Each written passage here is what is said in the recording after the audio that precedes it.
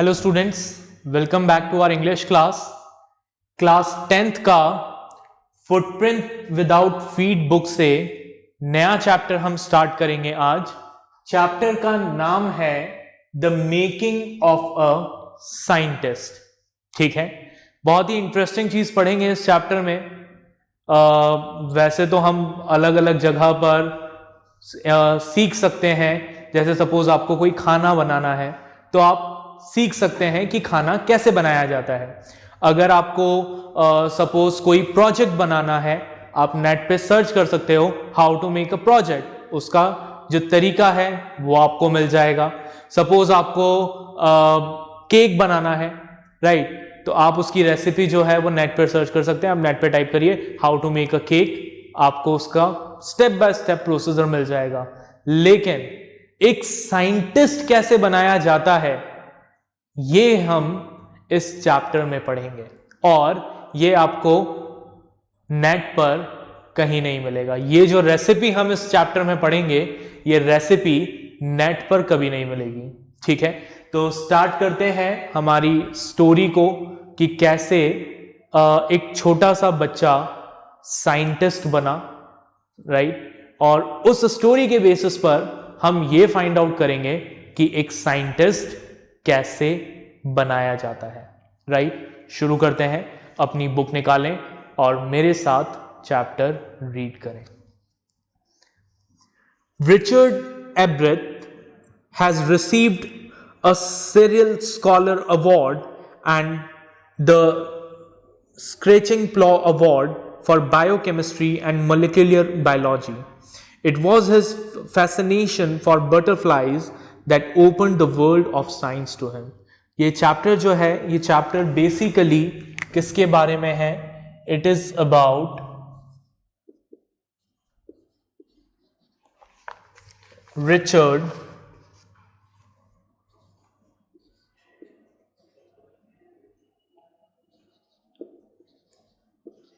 एब्रेथ।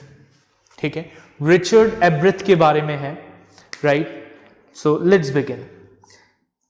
Eight the age of 22, a former scout of the air excited the scientific world with a new theory on how cell works.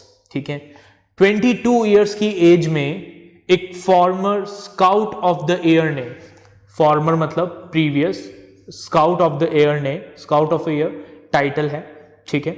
Scout of the air ने पूरे scientific world को excited कर दिया। किससे excited किया? अपनी new theory से, which was about how cells work. ठीक है, किस बारे में थी थ्योरी? वो थ्योरी थी सेल्स के बारे में, कि जो ह्यूमन सेल्स हैं, वी ऑल नो कि हमारी बॉडी जो है वो मिलियन ऑफ सेल्स से मिलकर बनी है। तो उन्होंने अपनी एक थ्योरी दी कि ये जो सेल्स हैं, ये सेल्स कैसे काम करते हैं। Richard H Ebright and his college roommate explained the theory in an article in the Proceedings of the National Academy of science.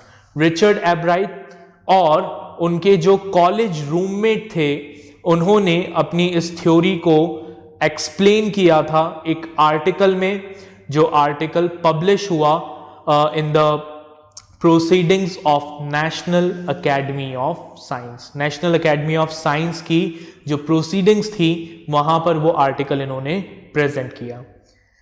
It was the first time this important scientific journal had ever published the work of a college student. और ये पहली बार था जब National Academy of Science जैसे reputed institute ने अपनी magazine में किसी कॉलेज स्टूडेंट की रिसर्च को पब्लिश किया हो। In sports that would be like making the big leagues at the age of 15 and hitting a home run your first time eight bat. अगर आप इसको स्पोर्ट्स से कंपेयर करें तो हम स्पोर्ट्स में ऐसा कह सकते हैं कि भाई आप जो है 15 साल की उम्र में आपको, सपोज अगर हम क्रिकेट से कंपेयर करें तो 15 इयर्स की एज में आपको वर्ल्ड कप खेलने को मिल जाए, और अपने वर्ल्ड कप के पहले ही मैच में आप क्या करो, पहली ही बॉल पर 6 मार दो, ठीक है। That was the achievement which Richard got, right. College में थे और कॉलेज में ही उन्होंने अपनी थ्योरी पब्लिश की, और वो थ्योरी कहां पब्लिश हुई, नेशनल एकेडमी ऑफ साइंस के जर्नल में पब्लिश हुई।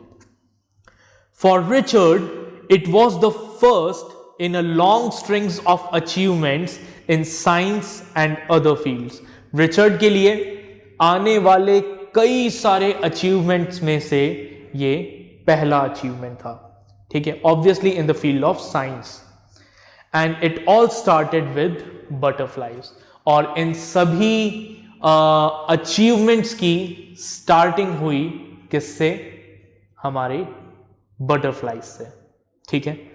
तो ये तो हमें रिचर्ड के बारे में थोड़ा सा बैकग्राउंड पता लगा, ठीक है, कि क्यों रिचर्ड पॉपुलर थे, ठीक है। रिचर्ड की पॉपुलैरिटी का रीजन क्या था वो हमने जाना।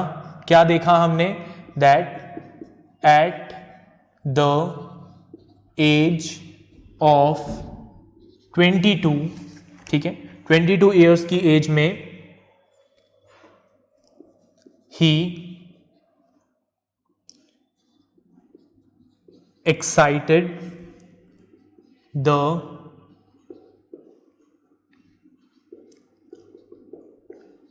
scientific world with a new theory on how cells work, ठीक है।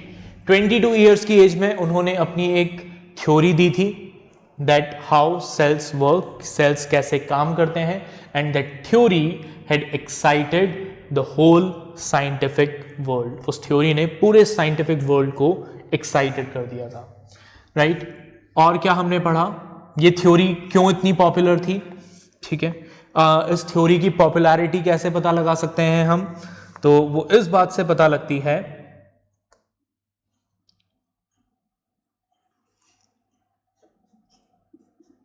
It was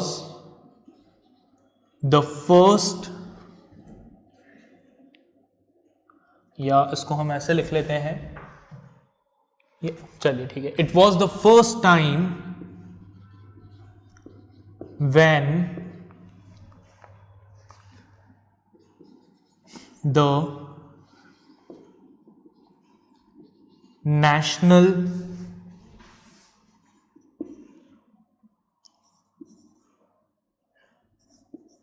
Academy of Science has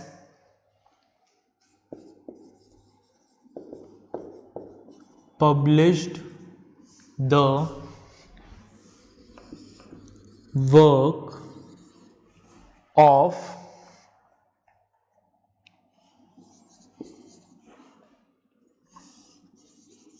college students, ठीक है। जो नेशनल एकेडमी ऑफ साइंस थी वो कभी भी कॉलेज स्टूडेंट्स के रिसर्च को अपनी मैगजीन में पब्लिश नहीं करती थी, बट रिचर्ड की जो थ्योरी थी वो इतनी सही थी, इतनी परफेक्ट थी कि नेशनल एकेडमी ऑफ साइंस को भी अपने मैगजीन में उस थ्योरी को पब्लिश करना पड़ा, और ये पहली बार हुआ था। चलिए अब रिचर्ड के अपब्रिंगिंग के बारे में पढ़ते हैं। So an only child, Ebright grew up north of Reading, Pennsylvania, ठीक है। रिचर्ड जो थे वो इकलौते चाइल्ड थे उनके पेरेंट्स के, और वो कहां पैदा हुए थे, ही वॉज बोर्न और he grew up in north of Reading, Pennsylvania. अब आप कहेंगे ये रीडिंग क्या है, नॉर्थ ऑफ रीडिंग का मतलब क्या है, तो reading is a place, Pennsylvania में एक जगह है जिसका नाम है रीडिंग। तो उस रीडिंग के नॉर्थ एरिया में ये पैदा हुए थे। ठीक है, तो लिख लेते हैं हम इसे ताकि हमें ये याद रहे। Richard grew up north of reading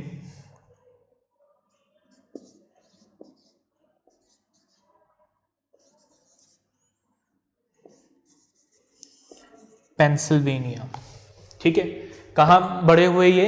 north of Reading, Pennsylvania में। There wasn't much I could do there, he said. और वो कहते हैं कि वहां पर करने के लिए ऐसा, मतलब मेरे लायक कोई बहुत ज्यादा काम था ही नहीं, राइट। आई सर्टेनली कुडंट प्ले फुटबॉल और baseball with the team of one, क्योंकि मैं अकेला था, वहां ज्यादा बच्चे नहीं थे, तो मैं अकेला फुटबॉल और बेसबॉल तो खेल नहीं सकता था, because they are what, they are team sports. ठीक है, उसके लिए टीम चाहिए, right. But there was one thing I could do, लेकिन एक चीज ऐसी थी जो मैं कर सकता था, दैट वॉज कलेक्ट थिंग्स, चीजों को कलेक्ट करना। So he did and did he ever. तो रिचर्ड ने क्या किया? चीजों को कलेक्ट करना स्टार्ट किया और हमेशा कलेक्ट करते रहे। Beginning in kindergarten, Ebright collected butterflies with the same determination that has marked all his activities. ठीक है, अपने किंडरगार्टन से ही, अपने केजीज में ही एब्राइथ ने बटरफ्लाइज कलेक्ट करना स्टार्ट किया, बहुत डेडिकेशन के साथ। ठीक है, he also collected rocks, fossils and coins. वो रॉक्स भी कलेक्ट करते थे, फॉसिल्स कलेक्ट करते थे, कॉइन्स कलेक्ट करते थे। He became an eager astronomer too, sometime stargazing all night. एक बहुत ही ईगर एस्ट्रोनॉमर थे। ठीक है, रात रात भर बैठ के स्टार्स को देखते रहते थे टेलीस्कोप से। ठीक है, तो सारे कौन से काम करते थे? Productive work, right. From the first he had a driving curiosity along with a bright mind. शुरुआत से ही एब्राइथ में एक क्यूरियोसिटी थी, ठीक है, जानने की इच्छा थी, और माइंड बहुत bright. He also had a mother who encouraged his interest in learning. और उनकी जो मदर थी वो भी उनको सपोर्ट करती थी, लर्निंग में हेल्प करती थी। She took him on trips, brought him telescope, microscopes, cameras, mounting materials and other equipment and helped him in many other ways. क्या करती थी उनकी मदर? एब्रिथ की क्यूरियोसिटी को मेंटेन रखने के लिए, ठीक है, उनको लर्निंग कंटिन्यू रखने के लिए एनकरेज करती थी। कैसे एनकरेज करती थी? उन्हें ट्रिप्स पर ले जाकर, एब्राइथ के लिए टेलीस्कोप लाकर, माइक्रोस्कोप लाकर, कैमरा लाकर, दूसरे माउंटिंग मटेरियल, दूसरे जो इक्विपमेंट्स थे वो सब दिलाकर, वो हमेशा इस कोशिश में रहती थी कि एब्राइथ जो है वो कंटिन्यूअसली लर्न करता रहे, चीज़ों को याद करता रहे, उसकी क्यूरियोसिटी मेंटेन रहे। I was his only companion until he started school, his mother said. एब्राइथ की मदर कहती हैं कि मैं रिचर्ड की इकलौती कंपेनियन थी जब तक उन्होंने स्कूल स्टार्ट नहीं किया। ठीक है, जब तक रिचर्ड ने स्कूल जाना शुरू नहीं किया तब तक उसका कोई फ्रेंड नहीं था, सिर्फ उसकी मदर ही थी जो उसकी कंपेनियन थी। After that I would bring home friends for him. और फिर वो कहती हैं कि उसके बाद जब उन्होंने रिचर्ड ने स्कूल जाना शुरू किया तो रिचर्ड की मदर स्कूल से उनके जो फ्रेंड्स थे, रिचर्ड के फ्रेंड्स थे, उन्हें उनके घर पे इनवाइट करती थी। But at night we just did things together. लेकिन रात के समय ये दोनों साथ में काम करते थे। Richard was my whole life after his father died when Richie was in 3rd grade।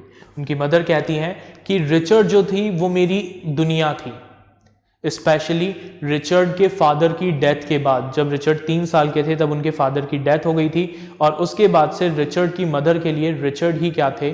उनकी दुनिया थे। तो वो रिचर्ड वो अपना पूरा टाइम रिचर्ड के साथ स्पेंड करती थी। She and her son spend almost every evening at the dining room table. Richard और उनकी मदर लगभग हर इवनिंग डाइनिंग रूम में साथ में स्पेंड करते थे। If he didn't have things to do, I found work for him, not physical work but learning things, his mother said. उनकी mother कहती हैं रिचर्ड की कि अगर रिचर्ड के पास कभी करने के लिए कुछ नहीं होता था तो मैं क्या करती थी, मैं उसके लिए काम ढूंढती थी। ठीक है, फिजिकल वर्क नहीं, ऐसा नहीं कि भैया चल अच्छा तेरे पास कोई काम नहीं है, चलो झाड़ू लगा दो, वो वहां पे दीवार पे जाले आ रहे हैं वो जाले साफ कर दो, नहीं, ऐसे फालतू फिजिकल काम नहीं। ठीक है, कैसा काम ढूंढती थी वो? लर्निंग वर्क, जिससे रिचर्ड को कुछ नया सीखने को मिले। He liked it, he wanted to learn. Richard को वो चीज पसंद आती थी, रिचर्ड को लर्न करना पसंद था, नई नई चीजें सीखना पसंद था। एंड लर्न ही डिड, और उन्होंने चीजों को लर्न किया भी। He earn top grades in school, उन्हें अपने स्कूल में टॉप ग्रेड्स मिलते थे। On everyday thing he was just like every other kid, his mother said. और उनकी मदर कहती है कि जहां रोजमर्रा की चीजों की बात थी, डे टू डे एक्टिविटीज की बात थी, तो उन डे टू डे एक्टिविटीज में रिचर्ड भी दूसरे बच्चों के जैसा ही था। राइट, हाँ, ये अलग बात थी कि उनको लर्निंग का शौक था, वो हमेशा अच्छे मार्क्स लेकर आते थे, but overall he was just like any other student और any other child. By the time he was in the second grade, Ebright had collected all 25 species of butterflies found around his hometown. ठीक है, अपने second grade तक, जब वो second grade में आए, second class में आए, उस वक्त तक एब्राइट ने पेंसिल्वेनिया, रीडिंग पेंसिल्वेनिया में बटरफ्लाइज की जो 25 स्पीशीज मिलती थी, पाई जाती थी, उन सभी 25 स्पीशीज को कलेक्ट कर लिया था। ठीक है, that probably would have been the end of my butterfly collecting, he said. Richard कहते हैं कि अब जब मैंने सारी स्पीशीज ऑफ बटरफ्लाई कलेक्ट कर ली थी तो अब मेरे पास कुछ चैलेंजिंग बचा नहीं था। ठीक है, मतलब जब तक मैं कलेक्ट कर रहा था, ठीक है, मेरे पास एक दो बटरफ्लाइज भी कम थी, तब तक तो मेरा इंटरेस्ट था कि हाँ मुझे उन बटरफ्लाइज को कलेक्ट करना है, ये बटरफ्लाइज मिसिंग है। बट जब मैंने 25 स्पीशीज ऑफ बटरफ्लाइज जितने भी वहां मिलते थे उन सबको कलेक्ट कर लिया, तो शायद वो मेरा बटरफ्लाई कलेक्शन का एंड होता। But then my mother got me a children's book called the travels of monarch X. ठीक है, तभी रिचर्ड की मदर ने उन्हें एक बुक लाकर दी जिस बुक का नाम था the travel of monarch X, the travels of monarch X. That book which told how monarch butterflies migrate to Central America open the world of science to the eager young collector. और उस book में यह बताया गया था कि किस तरीके से जो मोनार्क बटरफ्लाइज हैं, वो मोनार्क बटरफ्लाइज पेंसिल्वेनिया से सेंट्रल अमेरिका में माइग्रेट करती है। और जब रिचर्ड ने ये चीज पढ़ी तो उनके सामने साइंटिफिक क्यूरियोसिटी का एक पूरी दुनिया ओपन हो गई। ठीक है, उन्होंने भी सोचना शुरू किया that why these butterflies migrate to Central America. At the end of the book readers were invited to help study butterflies migration. अब उस बुक के एंड में एक एक्टिविटी थी। ठीक है, एक्टिविटी क्या थी? जो भी रीडर्स थे उन रीडर्स को यह कहा गया था कि आप हमारी मदद करिए इन बटरफ्लाइज के माइग्रेशन को समझने में। They were asked to tag butterflies for research by doctor Frederick A Urquhart of the University of Toronto, Canada. ठीक है, एक प्रोफेसर थे जिनका नाम था डॉक्टर फ्रेडरिक ए अर्कहार्ट। ठीक है, जो यूनिवर्सिटी ऑफ टोरंटो कनाडा में प्रोफेसर थे, और उन्होंने ये कहा कि भाई आप जो भी बटरफ्लाइज हैं, ठीक है, मोनार्क बटरफ्लाइज हैं, आप उनके विंग्स को टैग करिए, उस पर एक टैग लगाइए। बटरफ्लाई को पहले पकड़ो, उस पर एक टैग लगाओ कि आपने उस बटरफ्लाई को कहां पकड़ा है, और फिर उसे छोड़ दो। ठीक है, so Ebreth's mother wrote to Dr. Urquhart, and soon Ebreth was attaching light adhesive tags to the wings of monarch. ठीक है। तो रिचर्ड की मदर ने डॉक्टर अर्कहार्ट को मैसेज लिखा कि we are interested in participating in this research, और एब्रेथ क्या करने लगे, मोनार्क बटरफ्लाइज को पकड़कर उनके विंग्स पर लाइट एडहेसिव टैग्स लगाने लगे। Anyone who found a tagged butterfly was asked to send the tag to Dr. Urquhart.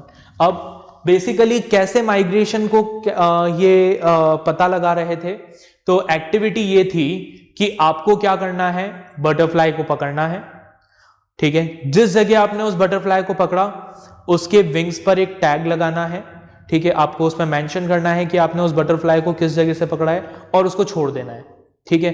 फिर वो बटरफ्लाई उड़ती रहेगी उड़ती रहेगी उड़ती रहेगी। अब जिस भी दूसरे पर्सन को वो बटरफ्लाई मिलेगी वो उस बटरफ्लाई को पकड़ेगा, उसका टैग निकालेगा और वो टैग डॉक्टर अर्कहार्ट को भेजेगा कि उसे वो टैग्ड बटरफ्लाई किस जगह पर मिली है। तो उससे ये पता लगेगा कि ये जो बटरफ्लाईज हैं ये कौन सी जगह से कौन सी जगह पर मूव करती हैं, ठीक है। The butterfly collecting season around the reading last 6 weeks in late summer. अब ये जो बटरफ्लाई कलेक्टिंग का सीजन था रीडिंग में, ये 6 वीक चलता था लेट समर्स में। If you are going to chase them one by one you won't catch very many. अब रिचर्ड ने सोचा कि अगर मैं एक एक बटरफ्लाई को पकड़ूंगा तो ऐसे तो बहुत टाइम लग जाएगा बटरफ्लाईज को पकड़ने में। So the next step for Ebright was to raise a flock of butterflies. तो एब्राइथ ने क्या किया, उन्होंने अपना दिमाग लगाया। उन्होंने क्या किया, उन्होंने कहा कि इंस्टेड ऑफ कैचिंग बटरफ्लाईज, ये कितना कन्वीनियंट होगा कि मैं उन बटरफ्लाईज को अपने घर में ही बड़ा करूं और जब वो बड़ी हो जाए तो मैं उनको टैग लगाकर रिलीज कर दूं, ठीक है। He would catch a female monarch. तो उन्होंने क्या किया, उन्होंने एक फीमेल मोनार्क को पकड़ा, मतलब पकड़ना शुरू किया फीमेल मोनार्क्स को। टेक हर एग्स, ये उनके एग्स ले लेते थे, and raise them in his basement through their life cycle, ठीक है। और अपने बेसमेंट में उन एग्स को, उन बटरफ्लाईज को रेज करते थे from egg to caterpillar to pupa to adult butterfly, ठीक है। वेट करते थे कि उस एग से कब कैटरपिलर बनेगा, कैटरपिलर से कब प्यूपा बनेगा, उससे कब एडल्ट बटरफ्लाई बनेगी। Then he would tag the butterflies wings and let them go. फिर वो उन बटरफ्लाई के विंग्स को टैग करते थे और उन्हें जाने देते थे। For several years, his basement was home to thousands of monarchs in different stages of development.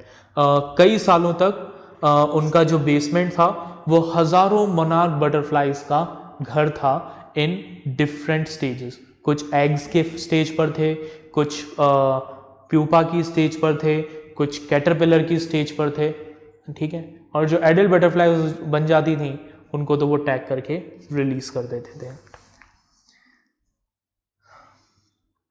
Eventually, I begin to lose interest in tagging butterflies.